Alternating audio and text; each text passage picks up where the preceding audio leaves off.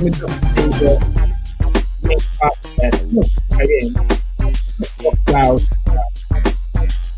UFC Freedom 250. Topuria versus Gaethje. If if you are an MMA fan, or if this event was the very first time that you've ever watched MMA, there's no question that you're sold. That event was incredible. I mean, the entire card, everything about it was spectacular. The music, the production crew, the setting, the stage. I mean, just everything was flawless. I mean, we can go on for weeks about the production, about what it took to make this event happen. But what I want to do, I want to jump right into what everyone's talking about on the internet, and that's the Topuria versus Gaethje fight. Wow. That fight was an absolute barn burner. And I got to tell you, when they first announced the fight, I felt a little fear for Justin Gaethje. I mean, I know Justin Gaethje is the juggernaut of all juggernauts. Justin Gaethje is the epitome of what an MMA fighter should be. Now, saying that doesn't take anything away from Topuria. I mean, Topuria. I mean, I'm at a loss for words. This guy, Topuria, has risen to the top of the food chain by taking out 3 former champions back to back.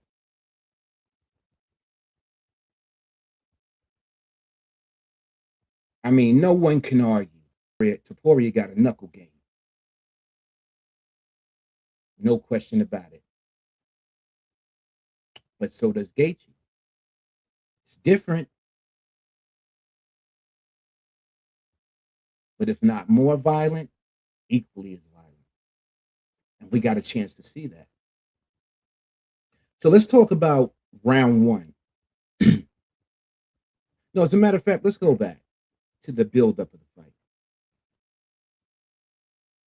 Topuria has a reputation. He has a reputation of not just being confident in his abilities, but extremely arrogant. And if you're a Topuria fan, I know you enjoy it. You enjoy to see him look like a Hollywood star and speak reckless.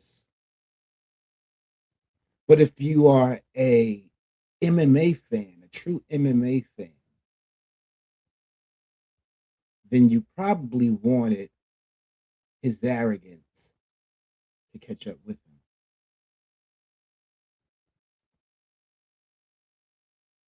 him. And I say that to say this. Topuria's arrogance was on such a level as to infer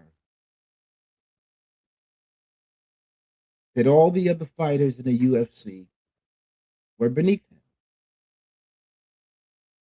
or as if he were invincible. And I know in the fight game, you have to, you got to have a certain level of confidence. I mean, that goes to say with not just with the fight game, with anything in life. But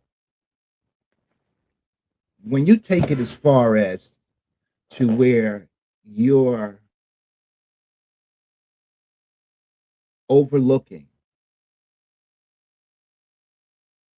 the skills of your opponent, and not just your opponent, but every other opponent in the UFC. When you get to that level of arrogance and confidence, it's dangerous. It's dangerous. Now let's just talk about the fight. Round one. Man, when this fight started, I was sitting on the edge of my seat, but I was really nervous, man. You know, Topuria had made so many crazy predictions that he was going to knock Justin out in the first round within 2 minutes of the first round, and Topuria, he does possess the skills to do that. So that's what had me worried about Justin. Was Justin going to be able to withstand uh, Topuria's attack, his initiation of the fight? And I was telling my friends, man, I said, look, you can't count Gaethje out. Gaethje, at the very least, has a puncher's chance. I mean, Gaethje is a juggernaut. I think Gaethje could take it just as good as, if not better, than he can dish. When round one began and they came out, and Ilia just was stalking them, this was walking them down. I was like, uh-oh. But every time Gaethje would fake a shoot and come up with the uppercut, I got really excited. I was like, yeah, put it to him, Gaethje. When Gaethje, that jab was just so on point in the first round. I mean, it split his right eye in the first round, opened him up. That allowed me to settle in because I was happy that at least if Gaethje were to lose, at least he busted him up a little bit in the first round. He drew first blood. But when the second round started and Gaethje was still just popping him, and Topuria was getting off too. At the end of the first round, when Topuria went to that body shot, that was beautiful. You're talking about textbook boxing, sweet science. I mean, just the way he leaned into it and threw it out there. I mean, it was beautiful. Had me worried, but I was glad that that happened at the end of round one. And when the round was over, I was able to. But when round two came out and they got right back at it, when things got heated, Topuria went back to those body shots. And oh my God. Oh my God. I was so nervous. It was almost like I was in there getting my ass kicked. I was just so nervous for Gaethje because I mean, he was digging. Those body shots were sweet. And then when Gaethje went to the ground and Topuria followed him, I was like, okay, cool. Gaethje could breathe a little bit. And I had heard, Topuria was just as good. His ground game was just as good as his stand up. But I believed in Gaethje's wrestling. No one has ever really handled Gaethje, in wrestling, handled him on the ground, handled Gaethje. He just seems to have a way to always get back up on his feet. And when that round ended, round two, I knew right then. I said, this is Gaethje's fight. I could actually see all of that vibrato, all of that confidence. I just seen the air come out of Topuria. Must have been really embarrassing, man, to talk so reckless and to go out like that. Now, as I said earlier, don't get me wrong. Don't take this as an insult. Topuria is a warrior. He is definitely a warrior. I just think that Gaethje is too much for him. Gaethje's a bigger man. Gaethje's known to take a lot of punishment, and he's also known to dish out a lot. So when the third round began, or when they were contemplating whether or not if he was going to go out for the third round,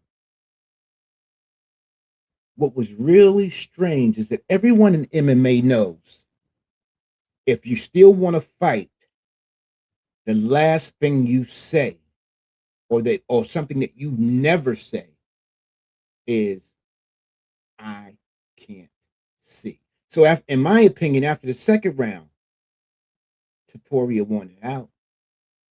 He didn't want to say, but he was hoping that the ref, I believe, will call it. Because to say I can't see, he must have said it like 2 or 3 times. Then they brought in the doctor and all the politics began and shit. But I got to tell you, I was thankful for round 3 and round 4. And when he didn't come out in round 5, I mean, I celebrated as if I lived in a Gaethje household. I really want to see Gaethje retire. Gaethje has accomplished something that no other UFC fighter has. Gaethje has won 5 belts, if I'm correct. 5. 2 interims, the Freedom 250, the Unified, the BMF. His track record speaks for itself, y'all. I don't think Gaethje has anything else to prove in MMA. I think he'd make an outstanding coach, an outstanding mentor to young men, to young boys, young girls. And for Gaethje to win his belt at the White House, that was the cherry on top of the cake, man. That was the cherry on top, man. It don't get any better than that, bro. An American won the belt at Freedom 250 at the White House. That's how it was supposed to go, man. I really dig Gaethje. I appreciate Gaethje as a human being, as a fighter. People have said some really horrible things about him on the internet, which I won't repeat. But Gaethje is a warrior. And Gaethje is a man who has no problem chasing his dream and going after what he wants and working hard for it, gritting it out. That's what I respect about Gaethje. So y'all can sleep on Gaethje all you want to. You can try to diminish his accomplishments, but real MMA fans know. People who've been following the UFC from the very beginning, following MMA from the very beginning, we know Gaethje is the epitome of a UFC champion. Everything about him. So on that note, guys, I'm going to wrap it up. I just wanted to shoot this quick one. I mean, because there's tons of videos out there. So I just wanted to throw in my 2 cents. And I just wanted to let you guys know that this episode is sponsored by Juggernaut Snacks. They make the official knuckle sandwich. Check it out at Knuckle Sandwich, JuggernautSnacks.com.